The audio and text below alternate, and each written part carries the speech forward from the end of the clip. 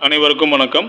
இந்த பதிவில் நாம் பார்க்க போவது அகத்திய பெருமான் அருளிய நாம் கேட்பதை தரக்கூடிய மிகவும் சக்தி வாய்ந்த சிவ பஞ்சாட்சர மந்திரம். அகத்திய பெருமான் சித்தர்களுக்கெல்லாம் தலைமை சித்தராவார்.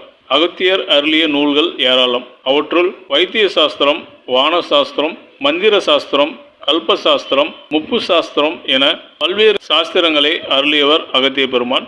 அகத்தியர் அமுத கலைஞானம் என்னும் நூலில் நாம் வேண்டியது எதுவாக இருந்தாலும் தரக்கூடிய மிகவும் சக்தி வாய்ந்த சிவ பஞ்சாட்சர மந்திரத்தை கூறுகிறார். இந்த பஞ்சாட்சர மந்திரத்தை ஜெபித்து வந்தால் சிவபெருமானின் பூரண அருள் கிடைக்கும். அனைத்து தோஷங்களும் விலகும், காரிய தடைகள் நீங்கும், நாம் நினைத்த காரியம் எதுவாக இருந்தாலும் நிறைவேறும், வேண்டியது கிடைக்கும்.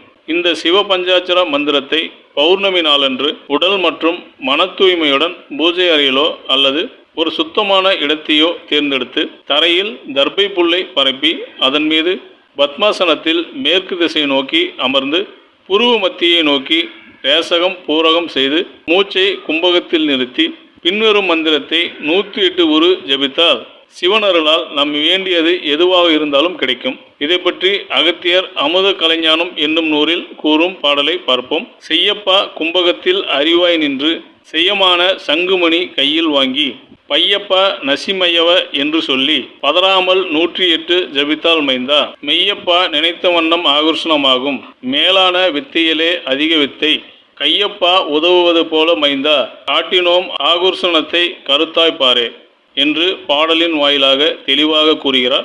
அதாவது கும்பகத்தில் மூச்சை நிறுத்தி சங்குமணி மாலையை கையில் கொண்டு ஓம் நசிமயவ என்கிற இந்த சிவ பஞ்சாட்சர மந்திரத்தை 108 உரு ஜெபித்தால் சிவனருளால் நாம் நினைத்தது எல்லாம் நடக்கும் என்கிறார். அது மட்டுமல்லாமல் இது வித்தையிலே அதிக வித்தை என்கிறார். அதாவது இந்த மந்திர முறையானது மிகச்சிறந்த அதிக பலன்களை தரக்கூடியது என்கிறார் அகத்திய பெருமான்.